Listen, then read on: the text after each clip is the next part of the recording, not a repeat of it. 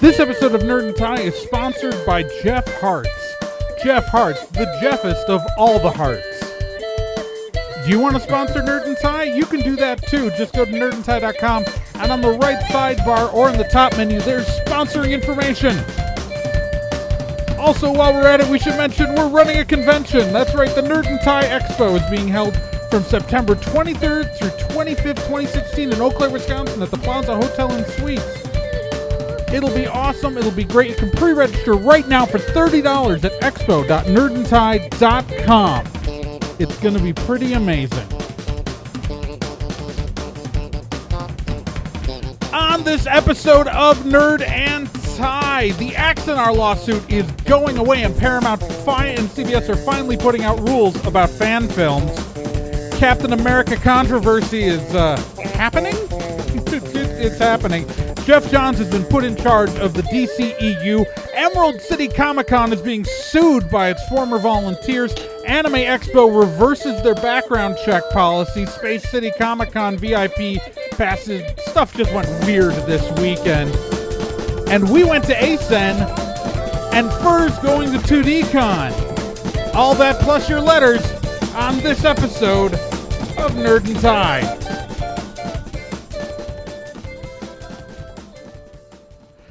How are you guys doing? Woo! And welcome to yet another installment of the fortnightly podcast that is Nerd and Tie. I am the only podcast with the dress code. I am, although Fur seems to be bucking it, I am one of your co-hosts, Trey Dorn. Joining me, dressed for his summer weather, is of course Fur Stirs. Sun's out, guns out. Also, it's hot as balls in my apartment right now. And in a place with air conditioning, Nick Izumi. How's it going, everybody? It's going, man. You don't have to answer that. Yeah. Not bad. Yeah, it's Okay. for the listeners at home, we're sorry if there are any audio glitches this episode. We're not having the best internet connectivity, and because we're recording on Memorial Day, there's no one to call to fix it. Yeah, we have no idea what's going on right now with any of this. I think the tubes are just a little overstuffed right now. So if you hear any clicking, or if you hear any popping, or if you hear suddenly Nick dissolve into Max Headroom, it's not our fault. Trust us. If I start to look like Max Headroom, though, then get worried. That's right. If he starts to look like Max Headroom, that's a problem. Matt Frewer is a talented actor, though. So, I mean, let's just be clear. It was a good show. It was a good show. Yeah. I liked it. Well, are you talking about the science fiction cyberpunk TV show or the talk show? The science fiction cyberpunk TV show. Okay. Or the new Coke ads. I didn't see the new Coke. Or that weird... I was alive in the 80s. We can't forget about that weird signal broadcast hack where that guy hacked into during an episode of Doctor Who during the 80s in Chicago. Have you guys seen that footage? Yeah, it's creepy. It's Get out. Yeah. It's hilarious. Awful. For him. That would have been a Colin Baker episode of Doctor Who, right? Oh, I don't know what they were showing at the time. It was during a Doctor Who episode. It was Doctor Who. Well, no, but I don't know which episode they were showing at the time because, again, it's what year I just Chicago assume you know everything about the 80s, Trey. Considering it's a decade you are from. It is a decade I was, conscious during, as opposed to you two, who were, both born in 89. But, yes. Back end of it. But that whole Front thing end was... of it. That hack was... That was pretty legendary. And, but, I mean, it was really just a fan recreation of Max Headroom when you really think about, with the rubber mask and then trying to emulate the back bars with the sliding steel door with the camera on an angle. To launch things into the show this episode, we should talk about fan films, though. Yes. That was a good segue. Good segue. I was wondering where you were going with that, but I'm Dean glad Kamen would be jealous of a segue like that.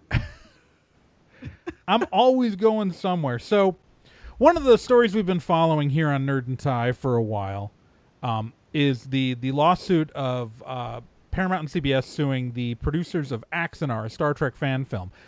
Axanar is a Star Trek fan film that raised a huge amount of money through both through Kickstarter and I think also Indiegogo, but by doing massive crowdfunding nonetheless, they raised literally, 7-figure budget for a ostensibly fan film, even though it starred actors from the actual shows and had production budgets at least on par with a Sci-Fi Channel original movie.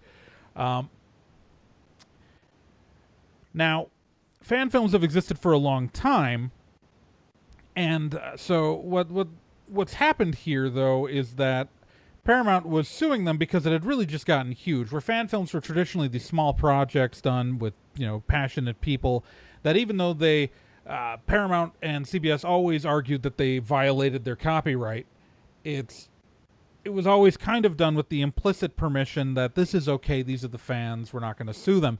But there were always these unprofessional productions. Now that it's being done on a professional level by people who are trying to launch a studio to do other projects later, that's what really got CBS and Paramount to take notice. Well, this majorly changed about a week ago when, during a Star Trek fan event, J.J. Abrams, because Star Trek Beyond comes out this summer, was talking on stage during a Star Trek event and stated that the lawsuit would be going away. Now, this doesn't mean that they're dropping the suit, but what it means is they went into settlement talks. And Paramount is finally going to get around to doing what Lucasfilm has had for decades, and that is finally putting out what exactly can go into a fan film and what can't. And so Axanar will proceed. It will happen. And going forward, Star Trek fan films are going to change. And I think one of the important things, and before we open this up to discussion, it's the guidelines came out this week, and it's one of the most important things that Paramount and CBS put into these guidelines is that no fan film can be crowdfunded. That fan films, if they're to happen, still have to be funded independently by the fans the way they always have been. No new crowdfunding efforts. And for the most part, this wouldn't affect most Star Trek fan films, but it would affect some of them. Like, obviously, Renegades and Axanar would be the two big notable ones, and those are the ones both starring professional actors. I'm not including Phase 2. Though I believe Phase 2 is accepted donations. I don't think they're using a crowdfunding service most of the time. Vic Mignogna, who stars in those is Captain Kirk. But so this would mostly, though, affect shows like Renegades, which was made in an attempt to create a pilot to try to sell to CBS because Tim Russ was drunk. I don't know. Have you watched Renegades? But I have watched Renegades, Trey. We talked about it, remember? Yeah. But it mostly would mean that something like Axanar can't happen again. Okay. I don't know if I like the crowdfunding restriction, but I am glad that Paramount has finally put down this in letters. Because, again, Star Wars has had this for decades. Right, yeah. That's why there are Star Wars fan film competitions, and they've been showcased on official television programs about Star Wars. Has had these for so long. Yeah, I remember George Lucas even picked one a few years ago. They did George was on it and everything. Kevin Smith hosted. It was crazy. Well, I mean, it's even with Hardware Wars going way back, Star Wars fan films have been around forever. But I just remember watching Droids in it must have been 1999 or 2000 that I watched it. No, Troops. Troops is what I'm thinking of. Troops is what I meant to say. Droids is an actual cartoon. Troops, the spoof of cops featuring stormtroopers, was hilarious. It is one of the best fan films I've ever seen in my entire life. Yeah. If you haven't watched it, go look it up. Seriously. Yeah, if only for the Jawas having a Tom Servo in their line of droids. Yeah, there's so many good jokes in that. Oh God, it's really such good. Like, it's second only to X-Cops in spoofs of cops. One of the greatest X-Files episodes ever. Written by the creator of Breaking Bad. Yeah. Um, oh man. but yeah, so what do you? Well, What do you this guys- is. Well, I agree with the crowdfunding thing. I think that's. I mean, I can kind of see where they're coming from because you don't want to encourage people to take your property and make a lot of money off of it, which tends to happen if the crowdfunding goes over the goal set in place. So I can see where they're coming from for that because fan films should be exactly that, works of love and homage to the original, without doing what you can to make your own money on it. It's like writing a fan fiction. You're not nobody's running out to get their fan fiction published as a major book, and if they do, it's usually picked up by whoever's 50 running Shades it. of And Grey. yeah, That's there was earlier this year. There was another one where someone's actually their One Direction fan fiction got published into an actual novel. gross. No, but, I'm serious. The NPR did a thing on it. But I think that fan films That's should the be correct that reaction, Trey. homages to the original work without trying to put money in your own pocket, because I think it's a little sleazy to take somebody else's work and say, I'm going to make some money off of that. Right. So I agree with the Kickstarter thing as well. And I think it's about time too. I mean, Star Trek fan fiction rather, has existed since the original series aired. I mean, there are people that mailed scripts and over to try and get them made into actual episodes, and now this gives them guidelines to be able to do this without fear of reprimand. I'm definitely happy they have guidelines in place because I think that's important. Well, because fan films have been made for Star Trek since at least the 1970s. I don't know if any were made in the 60s, but I know for a fact they were made in the 70s. And it's obviously with the solicitation for scripts is actually Paramount in the 90s, when they were running the Star Trek, obviously prior to the Viacom split, when during the Next Generation, Deep Space Nine, Voyager era, Enterprise era, Paramount had a really weird policy where they had an open script submission process where anyone could submit a script to Star Trek, and they made a lot of those episodes. Like, weird. What they did is if they really liked the story, but they thought the writing wasn't good enough, that's why you see a lot of story by credits on Next Gen episodes, because then it went into the writer's room and they worked on it and like fixed dialogue. But there are some of those episodes went to air almost unaltered. Because Star Trek has a very passionate fan base, and some of those people went on to work for the show, who got scripts. But it's not something that's been seen in television since. Like, I don't know how often that happened before, but I know nobody does that anymore. And they're especially not going to do it with the new show, because that's going to be an anthology series, as far as anyone can tell. But Maybe for the best. Well, I think an anthology series will be good if it happens. Mm-hmm. And then it'll be like True Detective and canceled after season 2. Right? Jeez, I saw that news today, and I'm like, Trey's gonna be sad. Why? Didn't you were really into True Detective, weren't you? I have never watched an episode of True Detective. Oh, I'm just alive and in the United States. Oh, weird. I could have sworn you were like it anyway. No. Maybe that was another universe I slipped into. It happens from time to time. The Mandela effect. So no, I mean I think it's big that this is happening, and I think if anything, it will encourage the creativity of fans to get out there and create, which is always good. Well, it's good to have the guidelines in place, because you really, when you have creative fans, you shouldn't just step on their passion just because that's because you own the intellectual property. Letting them express that passion is good, but giving them guidelines to do it in a constructive way that isn't hurting the brand. That's what's important. And importantly, actually, Star Trek fan films have brought out have been historically really great. Like, actually, like, for example, the guys who made Iron Sky started out as making Star Trek fan films. It's really? in the Oh, Perkin- yeah, they did. in the Perkining, was about their Star Wreck, I think is what it was. And they made several of those, and then their experience making their last one of those, and what they did with special effects for it, they moved into creating their first original feature film with that. But they didn't make their Star Trek films with any money from anyone other than themselves. They self-funded those. So people like that who have a passion for the subject matter are not going to be constrained by these rules. In fact, anything, it guarantees, it gives people like that protection to follow their creative pursuits. And so I'm good with that. Yeah, I fully support that. That's really great. Yeah.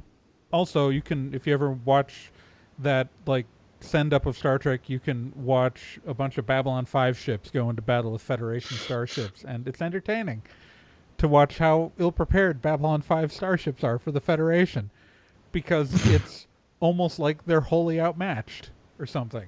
Because see, I like it when fans can positively contribute to something that they really enjoy. I wish I saw more of that in this last week from Marvel fans right now. Good segue, Nick. So, for those of you who somehow missed, maybe if you were hiding under a rock this week, if you're into Marvel anyway, you probably heard about this little controversial gem that I'm holding up in my left hand right now. This is, of course, Steve Rogers' Captain America #1. Number one? Number one. Yeah, the USA. first of a He's back. USA. He's the back. first of a brand new series by Nick Spencer and Jesus Saiz. This is and if I said his name wrong, I sincerely apologize. But anyway, this is a new series, the first one starring Steve Rogers since several years ago, where during the Rick Remender run on Captain America, Steve Rogers lost his powers and turned into a weak old man because he tried fighting a incredibly racist stereotype named the Iron Can Male. I point out that what's always bothered me about that story with the old man Rogers stuff is that aging doesn't work like that. I was about to say that it's insanely stupid because his super soldier serum wasn't what was keeping him young. It was the fact that he was in suspended animation. But even if it was keeping him young, he would just start aging from that point. Yeah. Well, Rick Remender was a lot of things. A good writer is not one of them. Or because aging really is about hate the Rick slow breakdown of stuff. Your cells don't immediately lose their elasticity. Well, anyway, it's been undone. It's been undone by the cosmic cube embodied in a little girl. Yeah, by the cosmic cube in the form of a little girl. And of course, the cosmic cube is the Red Skull's favorite MacGuffin that he always uses to mess with Cap's head. But everyone's ignoring that because they're way more upset about how this new series ends. Now, is the controversy about the sort of thing Nick Spencer normally gets in trouble for, like that time he wrote the Sam Wilson Cap story where Sam Wilson was defending Mexican immigrants on the border from the Serpent Society? Nope. Is it about the fact that this book features the Red Skull talking like an eloquent version of Donald Trump? By the way, hilarious. No, it's not that. They're upset because of a reveal that Captain America, at the end of the book, throws one of his sidekicks out of a plane and says, "Hail Hydra." Which sidekick did he throw out of the plane? Some guy, Jack Flag. He's really obscure. He's from the 80s, 90s stuff. He's not really a well-known character. Is he related to U.S. Agent? I hope not. I actually have not read much of the 80s. How is he related to Nuke? I don't know. I don't think so. Though Nuke died during the Rick Remender run. It was graphic and needlessly gory. Neat. But that's beside the point. Now, yes, the book also has these flashbacks that Cap keeps having of his mother, who was abused by her husband, being rescued by a woman who turns out to be a Hydra agent and invites her to show up to this kind of neighborhood society, total fifth column seeming Hydra group back in 1926. So the implication seems to be that Cap might have been a Hydra sleeper agent since 1926. That's how Marvel's been promoting it too. Mm-hmm. But that's the thing, is that this is the first chapter. I mean, like, this is all we've got right now, and people are absolutely losing their minds. Yeah, and I understand that's how Marvel's been promoting it. I understand that Marvel has said, yes, this is definitely Steve Rogers. He's not being mind controlled. But that doesn't mean he's not like had his memories been manipulated. Exactly. It's not like I've been a squid this whole time. But yeah, seriously, the Cosmic Cube's one of its main things is dicking with Cap's mind, like altering his memories. And by the way, when you look at the flashbacks, available for purchase for $20. If you look at the flashbacks, they're all entirely in black and white except the color red. So there's nothing fishy or otherworldly about them at all. But I think a lot of the people who are getting upset, I don't want to try doing this no true Scotsman argument because I hate that kind of crap. But at the same time, it seems like a lot of the people getting upset haven't read the comic. Well, it's because there are a lot of Captain America fans who have never read a comic now, and that's fine. Mm-hmm. That's fine. Which is fine. That's not a problem.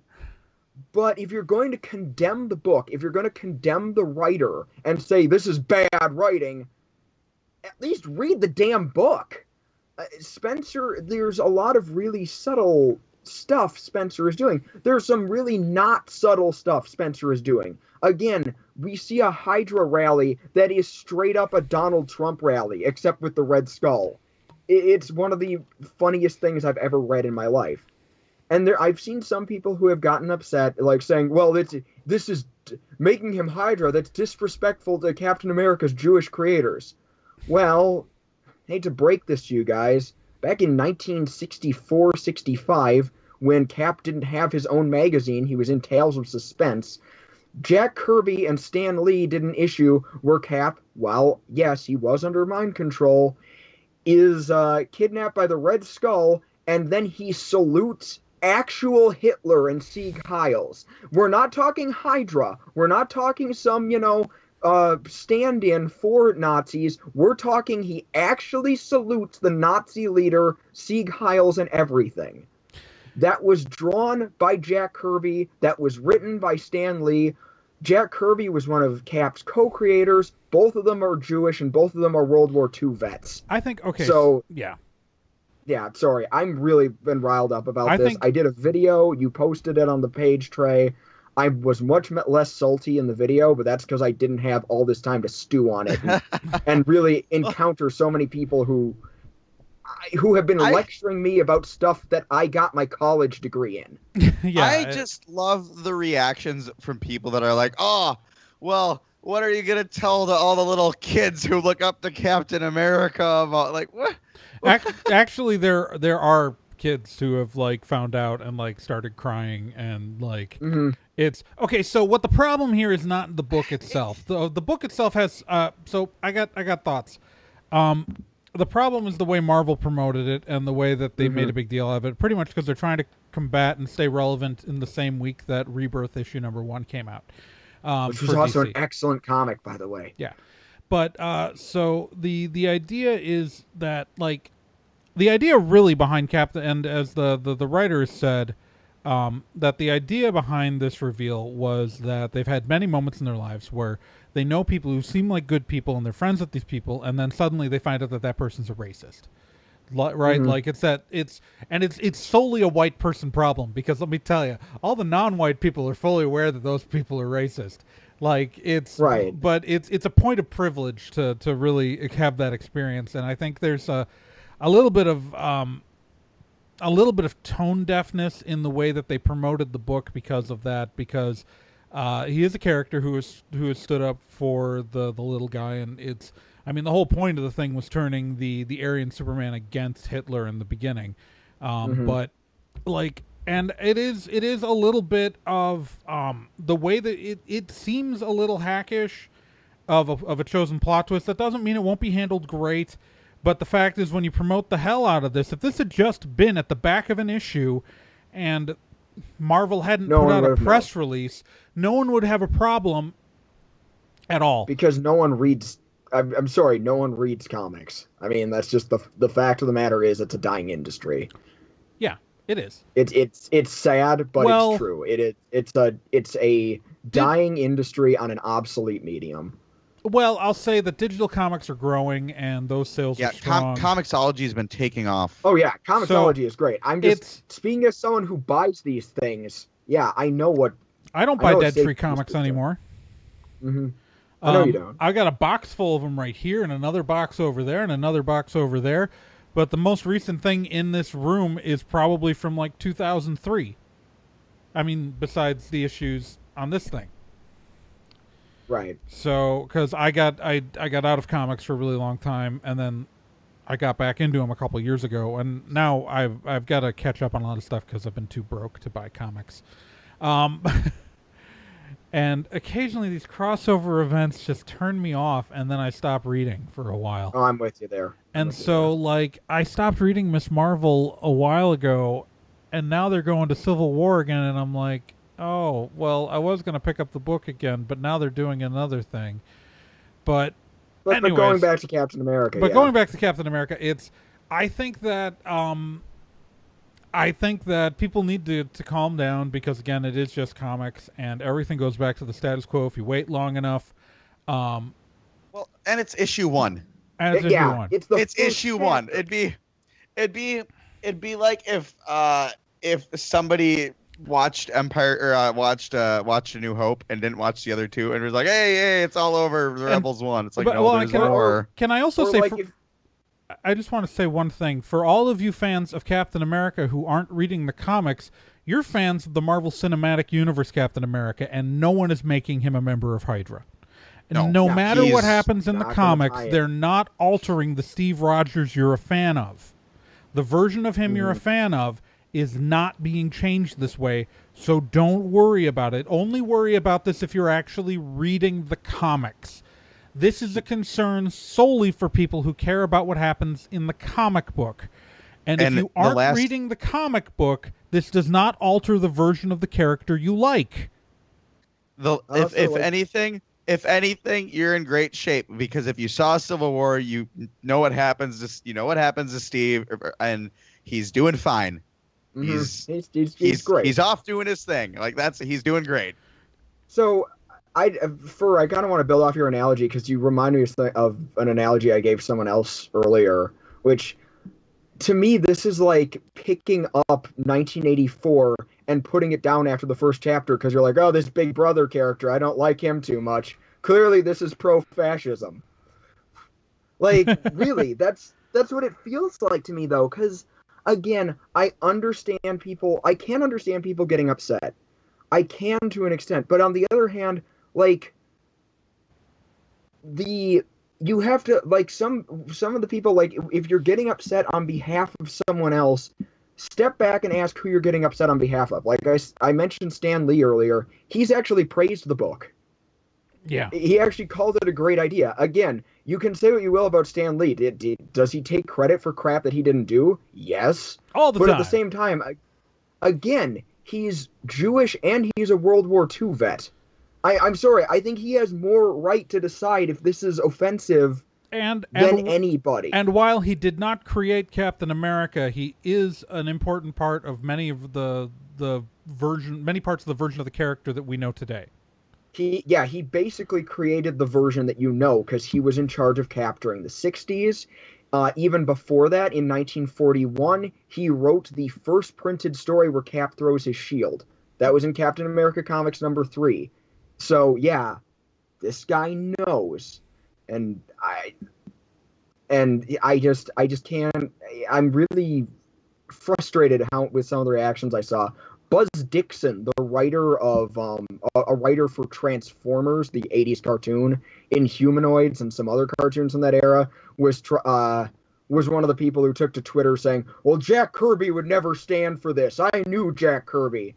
And again, Jack Kirby drew the comic where Cap actually heils Hitler. And yes, that was also a ploy to sell books. So let's not drag Jack Kirby's corpse out, to try to make a point because you're offended by a book. I'm still waiting for them to retcon Jack Kirby's death.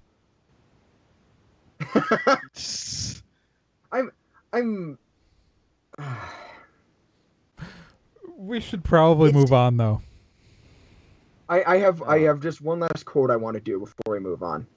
To quote Nick Spencer, who, by the way, if you're burning his book and calling him a Nazi, that's hilarious to me. But one last quote from Nick Spencer from this week. I'm the most hated man in America. Donald Trump is running for president, and I'm the most hated man in America. Oh. Think about that. We need good news in the comics world, or at least... Please give us something. And we're going to look in the last place we'd expect to find good news in the comics world by talking about the DC Extended Universe. What? So, as we know, Batman v Superman, Dawn of Justice did not do nearly as well as expected. Dawn of Justice! Of course, if you had talked to anybody that knew, like, was really, anybody leading up to the movie's release, it was like, which, when people give that kind of reaction to a movie, you can't expect it to do all that well. So DC has decided to right the ship before it's really started to go under. They have now officially named Geoff Johns as the ship-runner, the captain of the DC Extended Universe ship. The man. Technically, he's sharing the post, but yeah. As in the same way that Feig is the sort of the person in charge of the Marvel Cinematic Universe, Geoff Johns now has a say in things, which means that Zack Snyder doesn't get the final say in how things are being run. And actually, I have to applaud DC for this, because if you think about it, it took Marvel a very long time and a lot of internal strife for them to say, no, we're just going to give it, we're taking control of this, we're putting one person in charge of it. Marvel or DC is doing this now before it gets out of hand. I don't know. If you saw the garbage fire that was Dawn of Justice, I think was pretty out of hand. Yeah, well, and they haven't really started production on any other stuff. Like, Justice League hasn't really started production yet. Wonder Woman is well into production. Oh, it has? Yeah, Justice League has already started. Yeah. No, it's and Suicide Squad comes out later this year. Mm-hmm. They're still time. Well, but we saw them. They're going back for rewrites, and perhaps they were aware of last-minute reshoots. Yeah. And they were adding action elements to it. But let me put it this way. It might. Yeah. I interrupted you. I'm sorry. No, it's fine. Okay, I was just gonna say that Zack Snyder had been entrusted with a lot of running of the creative end, and finally someone at Warner Brothers said, "Oh my God, this is a terrible idea," and so they took Geoff Johns, who had done. He was obviously he didn't create Arrow, but he was influential in helping shepherd the television properties for DC, including all of Berlanti's shows, to and keeping all of that working together. And so to have his creative voice, and also, frankly, Geoff Johns is a legendary comics writer. Like, let's not talk about the fact that Geoff Johns is probably like in the list of probably the top 10 people alive who write comics. His Flash and Green Lantern runs are phenomenal. Oh, and Rebirth #1 is a really good book. You should go read it. If I was going to name 3 writers who had who wrote some of the best stories I've seen at DC, if I was going to name 3 writers, it's Geoff Johns, Mark Waid, and Gail Simone. I would have thrown Grant Morrison in there, but yeah. Yeah, Grant Morrison. Yeah, but that separate pile. I don't know. I have thoughts. I have complicated feelings about Grant Morrison, and we're not going to go into it. I will say, Johns has this weird encyclopedic knowledge of the DC universe. He loves it like he loves a family member. And I look forward to seeing him inject that attitude of hope and optimism back into the DC films, because, again, I know I keep bringing up Rebirth #1, but it was a double-sized apology for everything about the New 52 that was terrible. So I think he made me Alan care about Moore's DC gonna be so Comics mad. again. Alan Moore's going to be so. Let me put it to you this way.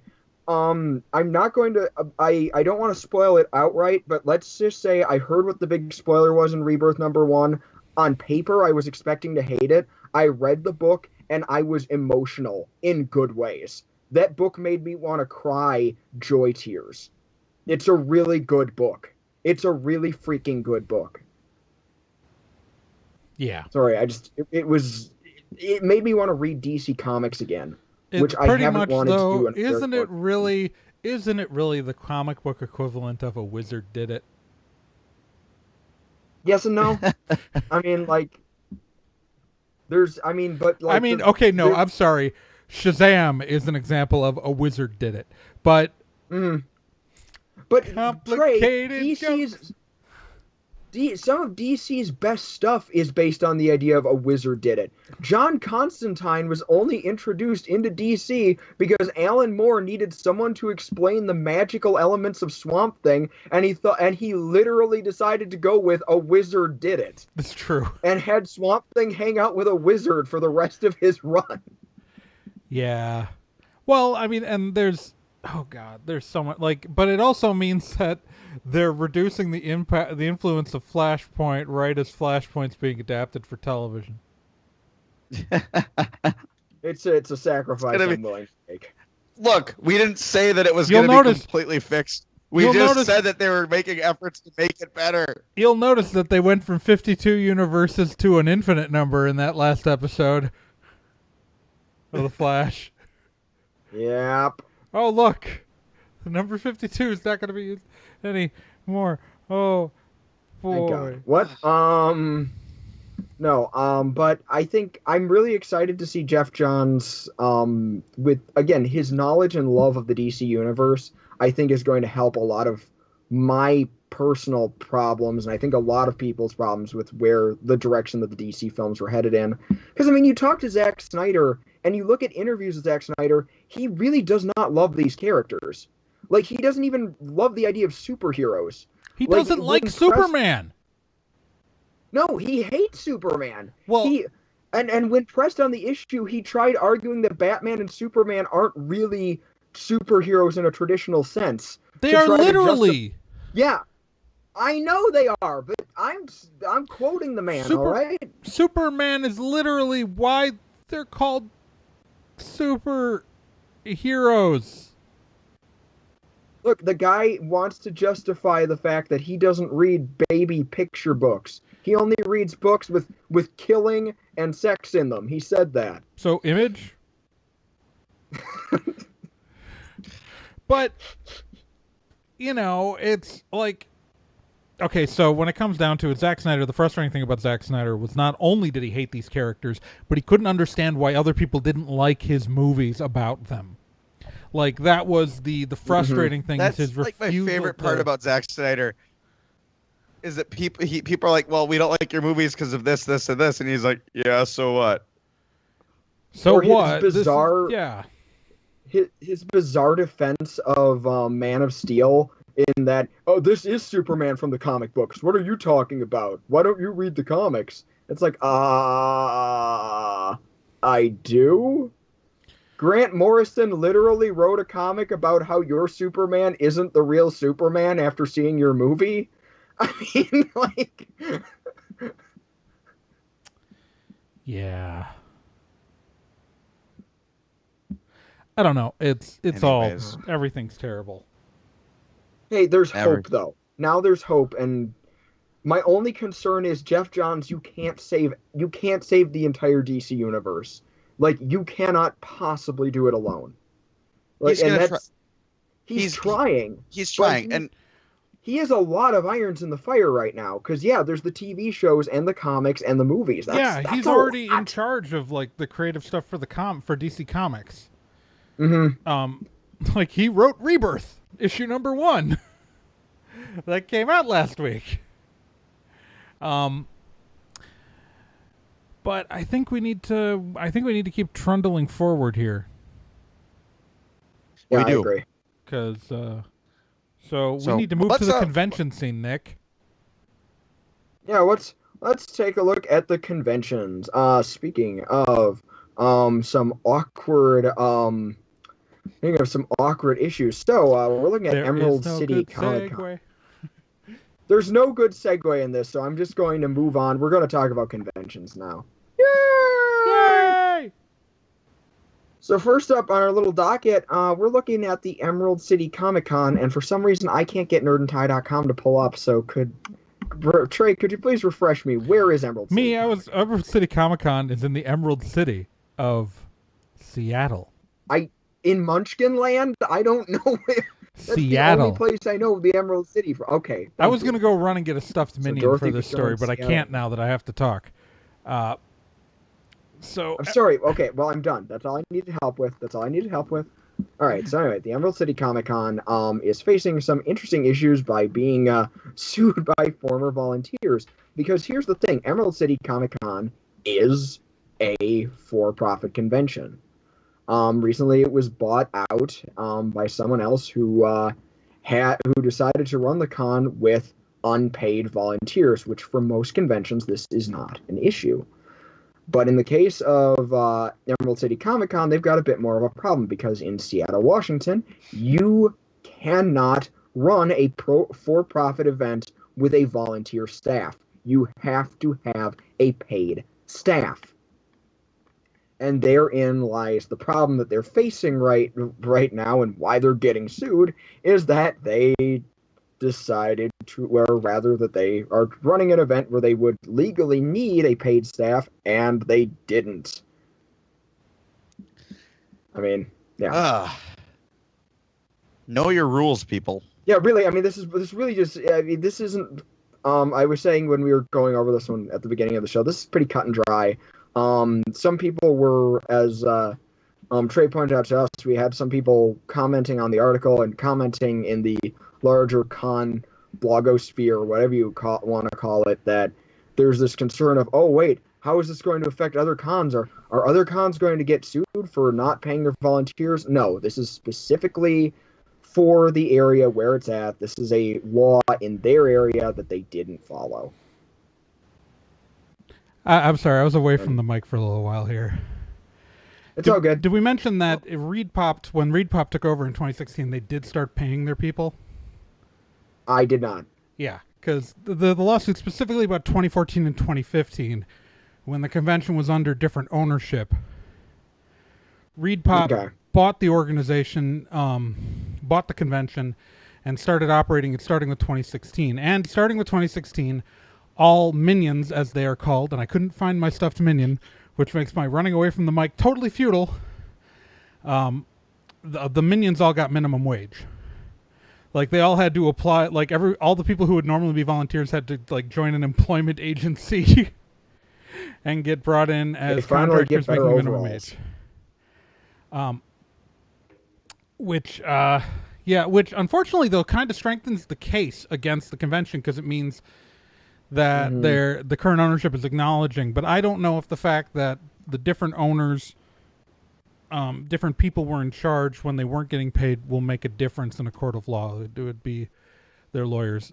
I would hope so, because I feel bad if the people who did the right thing are getting punished for the people who did the wrong thing. Yeah. Like, that would suck. Yeah, volunteering when it comes to for-profit companies is really complicated. It's a gray area in most states.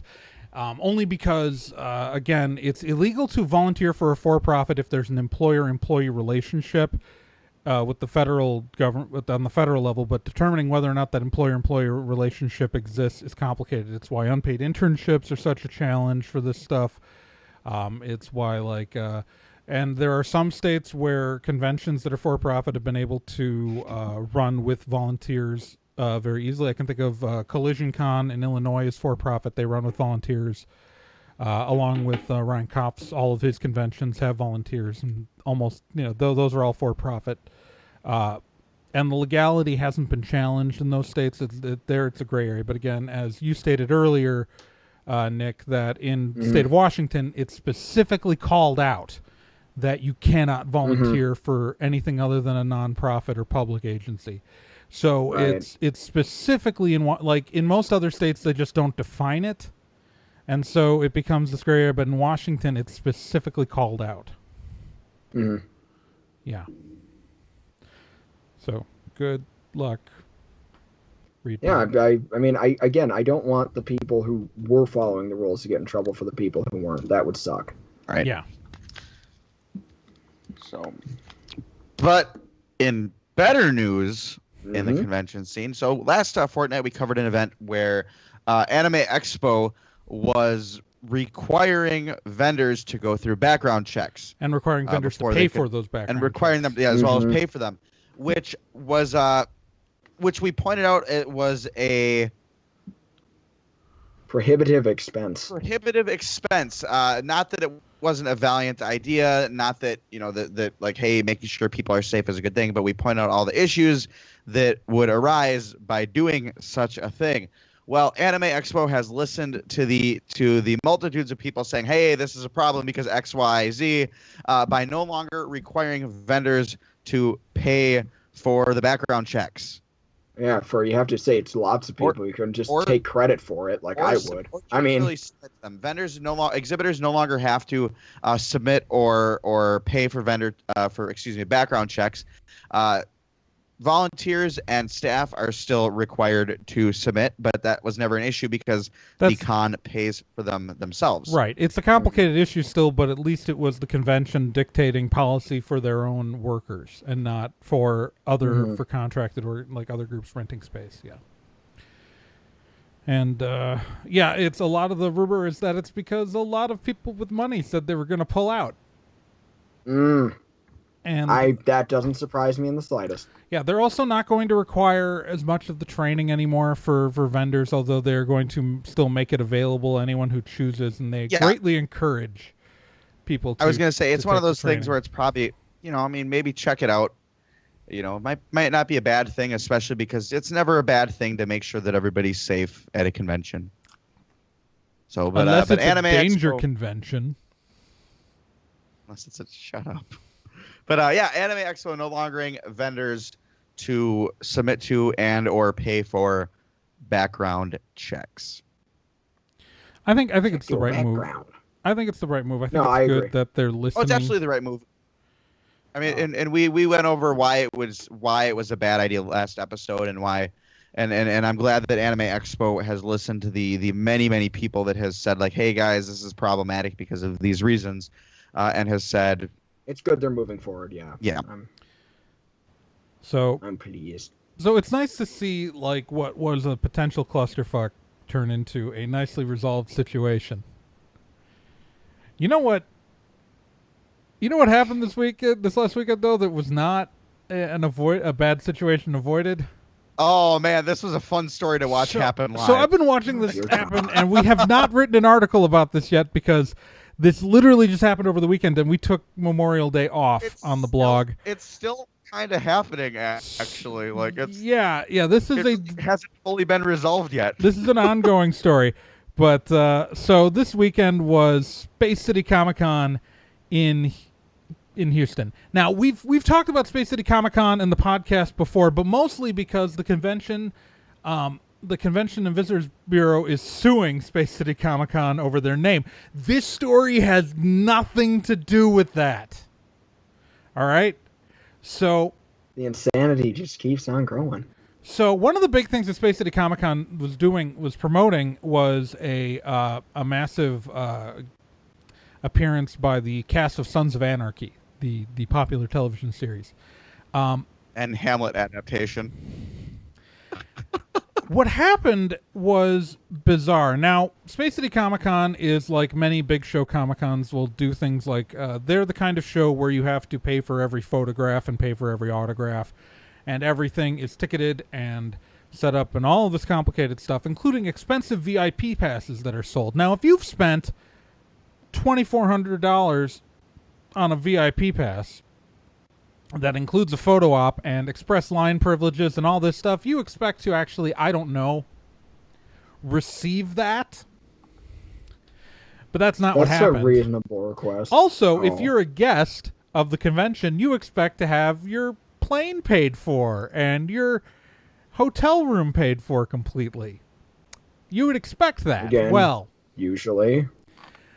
And then there is still information coming out, and I'm still trying to figure out what had really happened and what's rumor, but a whole lot of weirdness happened. So first off, Sons of Anarchy, some of the cast still appeared, but a lot of them ended up canceling. Now the rumor is that some of them found that when they got to their hotel that it had to be paid for in cash because the card that the room had been booked under had been canceled, and some really weird stuff. And also some of the members of the cast then, who were concerned, went and tried to cash their appearance checks and found that they were written from a bank account that didn't exist anymore. I haven't gotten full confirmation on this, but that is what some other blogs have reported. And it looks pretty likely that this happened, and that is why some people like Charlie Hunnam, like big names, dropped out. Out of the remaining people who did appear, mind you, this wasn't always necessarily announced, so people were still lined up in droves to get autographs from people who weren't physically present anymore. But what did also happen is that the prepaid vouchers that came with the VIP tickets that were supposed to guarantee an autograph, halfway through the con were deemed invalid and were not honored. So people who prepaid for their photographs did not get them. Also, the VIP passes, which are supposed to get an express lane, were told to wait in line with everybody else, besides not having their photo vouchers honored. Its staff was apparently highly undertrained. But also the Sons of Anarchy cast and confronted one of the organizers the night before the con, and the head of Space City Comicon reportedly called the police on the cast of Sons of Anarchy. What? For what? Yeah, the cast confronted him, and the promoter called the cops because he was quote unquote being held hostage. This is a real thing that happened. So, like, we're still confirming details. We're still finding out information, and I'll do a full write-up on Tuesday. We'll probably put this podcast out Tuesday morning, because we're recording this really late Monday night, and I'm not going to have time to do the post-production until. But so the first day this episode is available, I will also be writing up at least what we know so far about this situation. But holy crap! Wow, just jeez, holy mother friggin' crap! Like, this is like a total garbage fire. Now, there's also rumors, I've found a lot of rumors that I can't back up, so I don't want to say, about one of the co-organizers of the con getting, like, escorted out or some other stuff. There's a whole bunch of weirdness going on that I need to dig into, but, like, this entire what a garbage fire. And considering all the goodwill that these guys have built up over the past the last couple months with the lawsuit, like, these guys really looked like, they were the underdogs, and then they, like, just completely bork up this whole thing. Well, sometimes the underdog loses, and they lose pretty bad. Sometimes the underdog is a dick. What a mess. Anyways. Indeed. Anyway, keep up to date. Keep your eye on nerdandtide.com. Why does this happen on, like, a holiday weekend where, like, I'm taking Monday off? Like, Jesus. Mm-hmm. Insanity. Oh, man. Insanity. Oofda. Oh, well. Oh, you gotta have something fun to talk about. Yeah, hey, let's do that. So last weekend, that would be the 20th through the 22nd of May. Yeah. We were at Anime Central in Rosemont, Illinois. All three of us, even though Nick and Fur managed to not see each other the whole time. I never saw Nick once. Sorry, I saw didn't really everybody. leave the table. I didn't really leave the table much. ASEN looked like they really had their stuff together, but unfortunately, I learned the hard way that I just do not deal with crowds and enclosed spaces well at all that weekend. Like, I got delirious and lightheaded and scared, and it was mostly terrible, honestly. Well, it's a very dense convention. If you're not used to large conventions, I mean, I haven't seen what the attendance numbers for ASEN were this year, but they've been well over 30,000 for a while. Yeah, last year I looked at last year's attendance numbers and compared it to the last year I went to ASEN, and there was well over 1,000-person jump since the last time I had been there. Probably more than a 2,000-person jump since the last time I had been there. So yeah, I wasn't comfy, unfortunately. They didn't do anything wrong. I want to clarify that. Yeah. It's not ASEN's fault. Nick just gets stressed out by large conventions. And this is actually I've done conventions this size before, and this is a very dense convention because they haven't expanded their footprint even as they grew. Mm-hmm. I had that at first. Trey, you were a witness to that. I've never been to a con that size. I was very overwhelmed walking into that exhibitor hall. But I became very familiar with the exhibitor hall because I never left the exhibitor hall all weekend. Neither did I. That just made me feel more claustrophobic. That's the exhibiting at ASEN experience, though, is that this was my second year doing ASEN, and this is the first year I actually ventured out into the rest of the convention. And it's just very packed and very dense. And I love ASEN, don't get me wrong.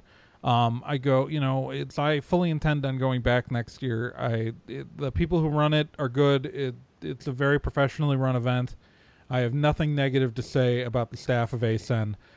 Their vendor relations team was very solid in communications. I had some issues with registration with emails, like them not telling me that we had a table for months after, and then me maybe paying for something that I didn't have to pay for because we had it already with the other.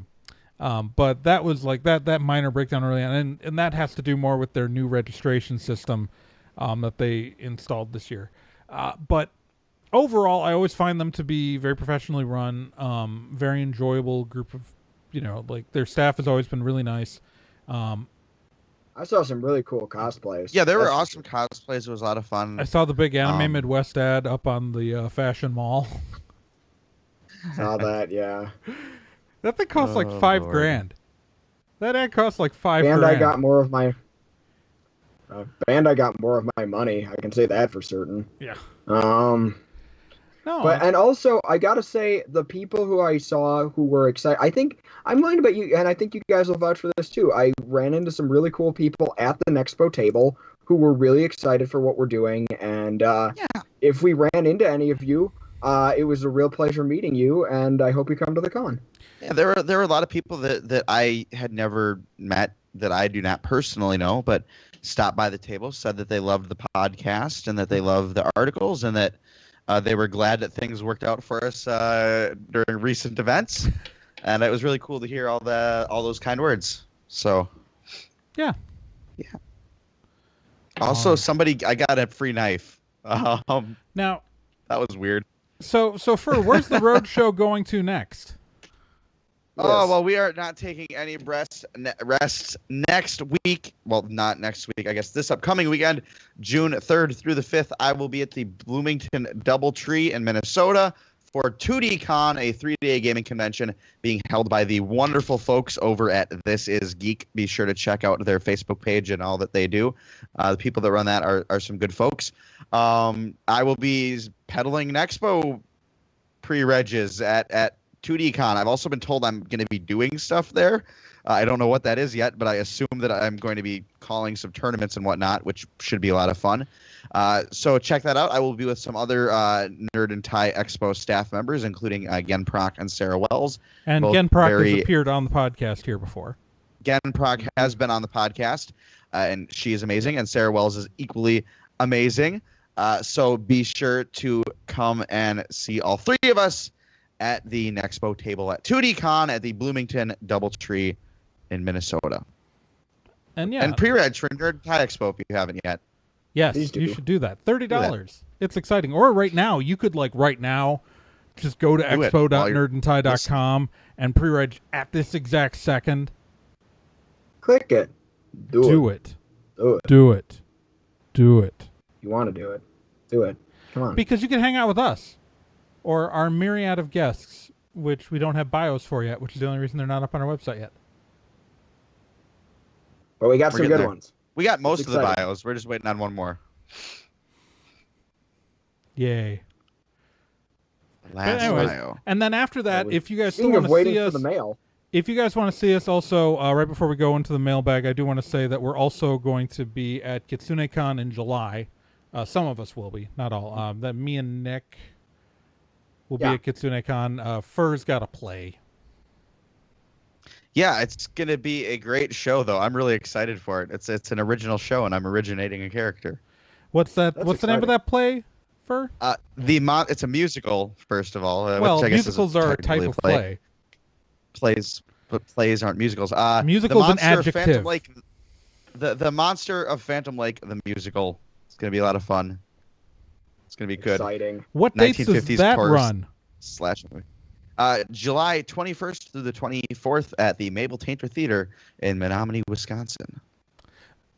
Okay. Much like Nexpo, there's only 1,000 tickets available.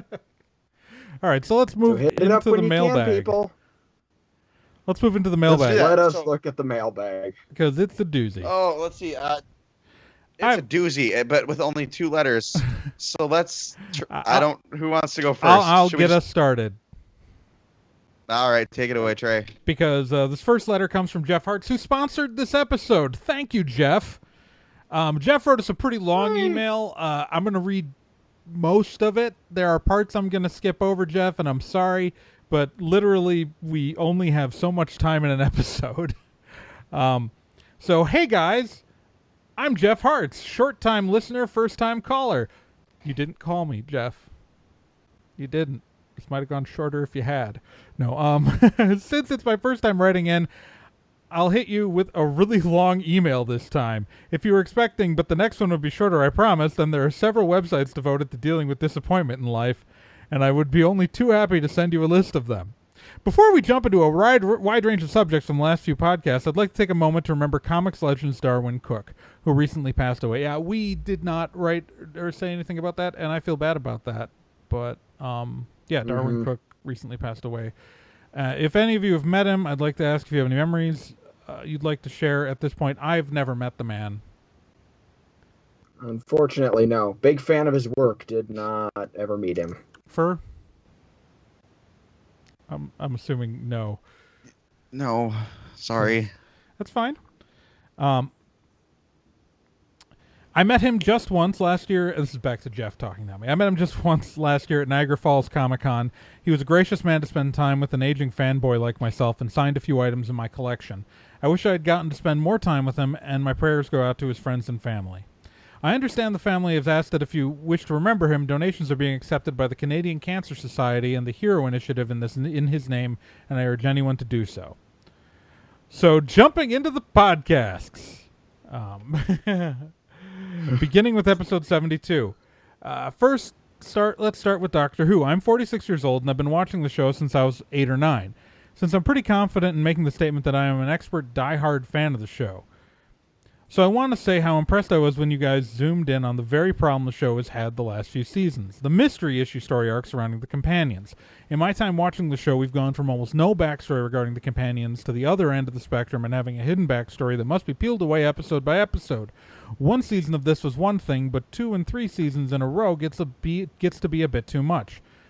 So I am hoping that we get less of that and more of a fun romp through space and time with Bill. Yeah, I think that especially with the second, with Clara with 12, I think we got some of that too. It's once they were done with Clara the Mystery, we got to see just regular companion Clara for a while. And so I think we got to start to see that with Capaldi, and I think they're going to stick with that because Moffat isn't a complete moron, just a partial one. He wrote some very good things. He also wrote some very bad things, and he's He's Very a great guy to stupid write an things. episode, a bad person to be your showrunner. I said it. While we're on the subject of Doctor Who and companions with complicated backstories, Big Finish Productions just released 3 new audio ventures starring David Tennant as the Doctor and Catherine Tate as Donna. As of writing this episode, I've only listened to one because I'm trying to dole them out sparingly. I do this because I love the Dr. Donna team and I don't want to blow through all 3 right away. But if you are a big fan of Doctor Who and companion, please feel free to pause my email. Please feel free to pause my email and discuss your feelings on the subject, and I urge you to listen. The writing was spot on for those 2 playing off each other, and I couldn't ask for a better return to those characters. Check them out at Big Finish's website, and then maybe promote it on Nerd and Tie. We did actually talk about this a lot on the podcast when it was first announced, and we wrote an article. We all love Donna Noble. I have said that she's my favorite Doctor Who companion of both the original series and the new series. She is She's for certain my new series favorite. Yeah, I think she's everybody's new series favorite. I hold her up at the same level as I hold Sarah Jane Smith, and I love Sarah Jane Smith because I'm normal. And anyone who loves Doctor Who probably loves Sarah Jane Smith. And if they don't, I really question why they're into Doctor Who. Anyways, so the Krypton pilot for Sci-Fi. No, just no. You can't emphasize much no. So much very no.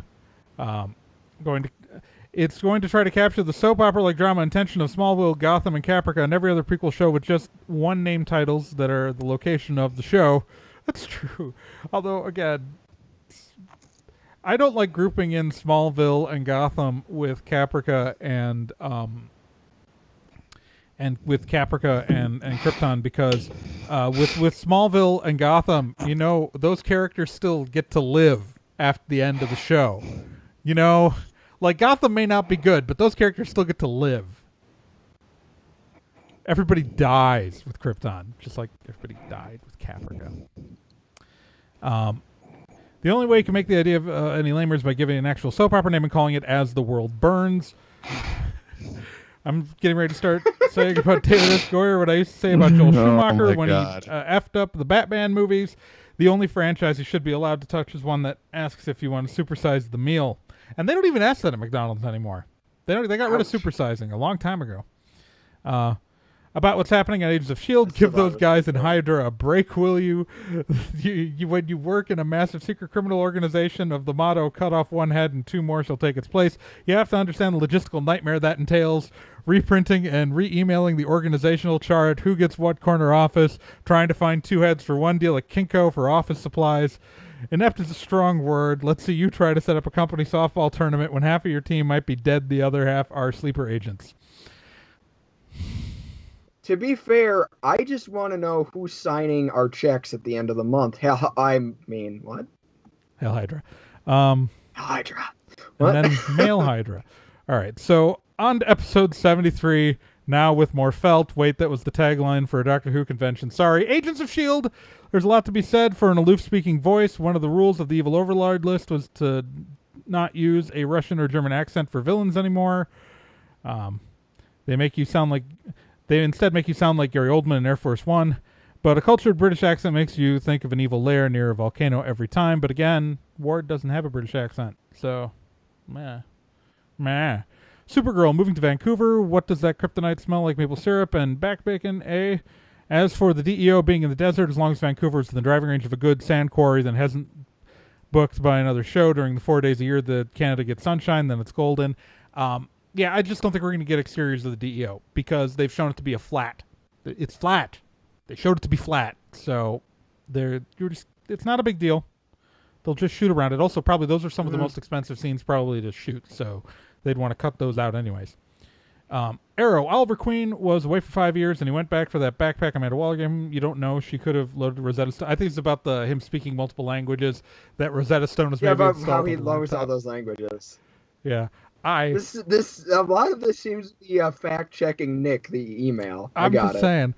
The Whatever. Anime Midwest PornCon issue, who was asleep at the wheel of the Convention Center scheduling office was when this train wreck happened? No one was asleep. Convention Center just accept the check. They don't care.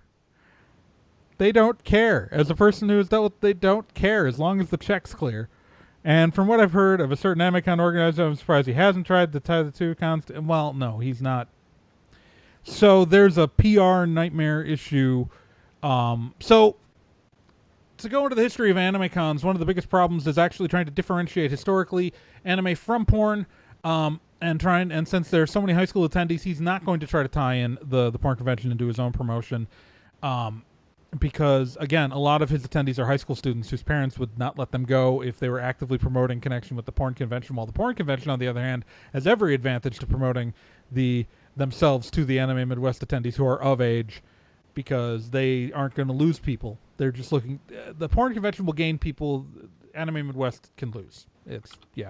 Also, Geoff wrote a pretty long paragraph about the organizer of Anime Midwest, who we were recently in a lawsuit with, and I'm going to skip that paragraph because I know that Geoff made it very clear that it was him talking, but we're gonna...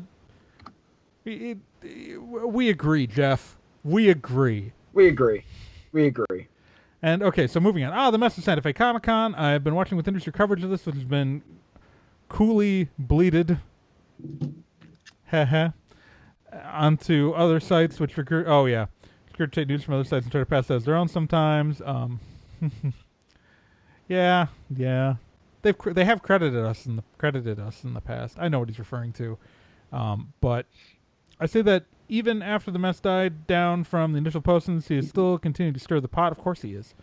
Look, we all know that there are cons out there with organizers barely holding on to what we might consider reality, but this guy is clearly living on his own planet.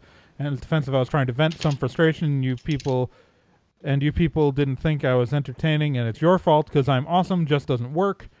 If he thought he was under pressure before, then he better bring a therapist on staff now, because from the way he's continuing to react now in May with more posts, this story is only going to get bigger and more off the rails before October. I just want to point out that the organizer of Santa Fe Comic-Con once killed a man, so I don't think he's that worried. It was in self-defense. I'm not accusing him of anything. He was legitimately jumped by a bunch of guys who were beating him, and he probably could have died if he didn't defend himself, but he totally did once kill a dude. The organizer of Santa Fe Comic-Con totally killed a dude. So I'm saying he doesn't really care about us, and he doesn't care about his detractors. And frankly, there just aren't enough shows in his area for him to have serious competition because he runs that con and he runs Albuquerque Comic-Con. And so there's just not enough shows where this is going to hurt him at all. We all shared. The Anime Expo SPJ Youth Protection Plan. Okay, I'm all for the protection of the youth.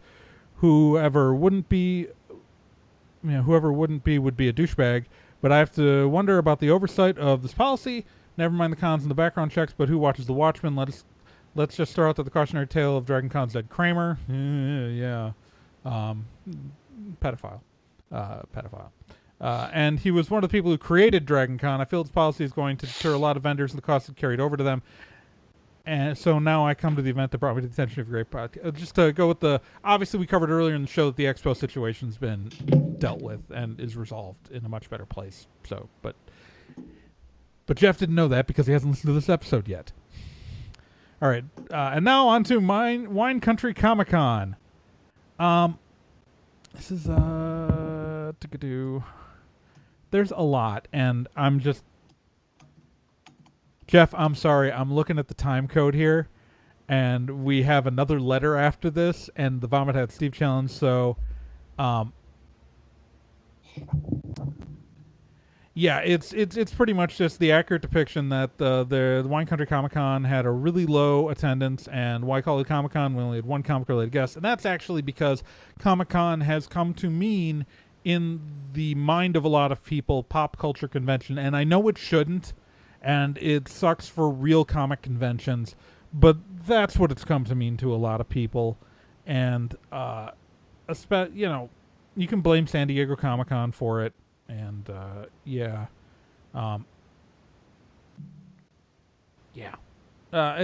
there's a lot of stuff that's on here, about Wine Country Comic-Con that is pretty, Yeah, I don't disagree with any of it. It's just there's a lot. There's a lot. All right, so we're going to move on to the last paragraph. I'm sorry, Jeff. Trey, you are absolutely right. Affleck was the bomb in Phantoms, as expressed in the Ookla the Mock song Welcome to the Con, a video of which is available from me on YouTube. Get it and the band, listen to, and tell me what you think. Welcome to the Con may become your next favorite song and a strong contender for the theme song of the show. I like our current theme songs only because I wrote our current theme songs. Guys, you put on a great website, and I'm really enjoying your podcast. I'm looking forward to future shows. Keep up the good work, and like we say on our podcast, stay geeky. Sincerely, Jeff Hart's Geek Podcast listener, reluctant genius. Thank you for the very lengthy... Thank you, Jeff. Sorry I had to edit that, Jeff. As Langland has experienced, sometimes we have to edit down letters that get a little lengthy because we like to keep the show under an hour and a half, and we're at an hour and 15 right now. But thank you very much for writing in. Thank you very much for sponsoring. There's lots of stuff in there that we don't disagree with, that we didn't read, but Time. We still got Langland to get to. All right, our next letter comes from Langland. Thanks again, Jeff. Langland writes the new X-Men movie. Hey guys, I hope you enjoyed ASEN. I went to a tiny comic book con in Rice Lake at their sorry excuse of a mall in that town. It was good enough. Is there anything sadder than conventions and malls? I've not been inside that malls, but if it's the mall I'm thinking of, like the only visible part of that mall is the Herburgers, I think it's called. I don't know, but it's like the only visible thing at that mall. Let's see. It was good enough. I left with some NES equipment, and I had very minor post-con depression the next day. Anyway, so I checked out this latest X-Men film at the Rice Lake Theater. I got to watch it on a recliner in the remodeled theater that I was watching the movie at. Overall, I would give the movie a solid B grade. There are some things I was a little miffed with, like Professor X having hair. I believe in the original comic books, he went bald at the age of 16. I really liked the Quicksilver in this one. He was pretty cool. One thing I liked was how they handled Nightcrawler in this movie. I wasn't a fan of the X2 Nightcrawler, and I hated how the teleportation was edited in that movie. And in this movie, though, I liked how they had a little bit more loyalty to the Nightcrawler character from the comics, and I liked how they made this teleportation power look in this movie. It looked a little better in this one. One final thing is that I just want to cut in about the Nightcrawler. They portrayed him almost exactly the same way they portrayed him in X2 in this movie. Langland, don't get me wrong. I like the way Nightcrawler was. I think I'm the only one of us three who's actually seen this so far, because Fur Boycott's Bryan Singer movies. I meant to, but I had Nick's going to see it next weekend. But I saw it, and Nightcrawler was pretty much the same as the other. I mean, it's obviously a different actor, but it's, because it's a younger iteration. But and to touch on the hair thing, Langland in X-Men First Class and in Days of Future Past, the Professor X had hair. I'd say he's had the hair for the last two movies at this point. And for the younger version, so yeah, that's. Sorry, it is what it is. Cut you off there. One final thing is that I really enjoyed watching Olivia Munn in this movie. Maybe I'm just a fan from her days on Attack of the Show. Maybe I might have a little crush on her, and I'm not afraid to admit it. Hey, I agree. Aaron Rodgers is a lucky guy. Also, Olivia Munn is a very lucky woman for being able to date Aaron Rodgers. Overall, it's not in the letter if you're curious. That's just Fur's opinion. That was an author's note. Overall, she was pretty good in this movie, and she was definitely some nice eye candy for the whole movie. Overall, I thought it was pretty good for the X-Men. Oh, okay. She's also a great actress. Olivia Munn. She's excellent in the newsroom. She's really good on the newsroom. Yeah, she's phenomenal. She was also pretty funny on her stint on The Daily Show. She was, I think the name of the show was Perfect Couples. It was a short-lived sitcom on NBC that she was actually very good on as well. Olivia Munn can act. So Olivia Munn, yes, she might be an attractive person, but she's in movies because she's a great actress. She was on an Aaron Sorkin written television series for a reason, folks. Overall, I thought it was pretty good for an X-Men movie. I'm sure you guys have different opinions on the movie. Author's note, I would if I saw anything that Bryan Singer does now. I'm sure Trey will definitely disagree with me on most of this because he usually does. Anyways, I hope your Memorial Day is awesome. You know the drill. Make love, not war. Buy American-made products. Always use butter instead of margarine. And definitely take a pee every chance you get. Peace out, guys, from Langland. Thank you for writing for us. Langland, let's get to that Vomit Hat Steve letter. Well, I just want to make a quick comment about... So X-Men Apocalypse has gotten kind of nailed by critics, and I don't really understand. There are two things If you see the movie, there are two things I don't like, and one of them is actually pretty comics accurate, even though I still don't like the fact that they chose to adapt that part of a character's backstory. And then the other thing is just bad storytelling. But those are really and if this movie had come out like immediately after Batman vs. Superman, everyone would be talking about how great it was. It just had the problem of having to follow up Civil War, and nothing was going to be as anywhere near the ballpark as Civil War. So keep your expectations at the Civil War is one of Marvel's best movies. Is it as ever, good as Days of Future Past? No, but I don't think it's really any worse than First Class. Which, can go watch First Class because Bryan Singer was not involved in that movie. I did see First Class. It was very good. Was good. But I liked it. So, anyways, on to the Vomit Hat Steve Challenge. The Vomit Hat Steve Challenge, for those of you who don't know, is the part of the episode where I read a section of a book, and the challenge to you, the listener/viewer, is to guess what book I am reading from. What happens is if you do guess the book and you send in your answer and you get it right, is you get included in the Hall of Awesome. The Hall of Awesome has the following benefits. You get your name read aloud every episode, you get your name listed on the website, and that is it. That's the whole thing. It's just for fun and bragging rights. And finding out if you can guess something before the Minnesota librarians do. So the people currently in the Hall of Awesome are... It's almost a bigger challenge now. The people currently in the Hall of Awesome are Arkham Zero, Renan Incenti, Cheesy McDamu, Krista, Slithery D, Shameless Otaku, The Random Ramblings Man, Core Fan Capito, Chris Graham, Lilysaurus, Paper Godzilla, Cavsy, and the Minnesota Librarians. Now, because the Minnesota Librarians... Times like 4 or whatever. The Minnesota Librarians guessed the book last time during the episode, so I had to quick select the book that we're currently on. So I have no idea how long this one will last. So let me find a good sentence here. Somewhere on this page there's going to be a good sentence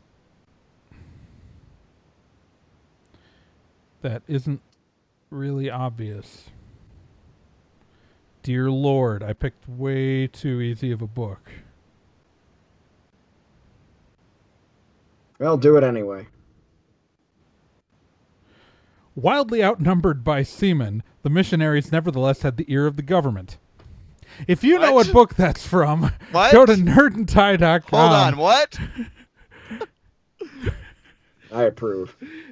Go to nerdandtie.com and click on the contact form. Or if you have anything else you'd like to write to us, tell us, scream at our ear, build a boat around, sail a ship to Maui, I don't know. Go there as well and tell us. Because it's a thing. It's a thing. And everybody wants to rule the world. Which is not our outro music. Wants to rule the world. Get us out of here, Trey. All right. Well, I should start to wrap this up. Thank you guys for joining us for yet another installment of Nerd and Tie. I am Trey Dorn. I am Firsters. And I am Nick Izumi. And remember, you can always subscribe to us on iTunes, the Google Play Store, or Stitcher. Rate and review us there while you're at it, and tell your friends. Tell everybody you know. Tell your mom. Tell her to listen to Nerd and Tie. And come to the Nerd and Tie Expo. It'll be fun. It'll be exciting. It'll involve Nick saying his catchphrase. From all of us here, keep on spocking in the free world. Dance party.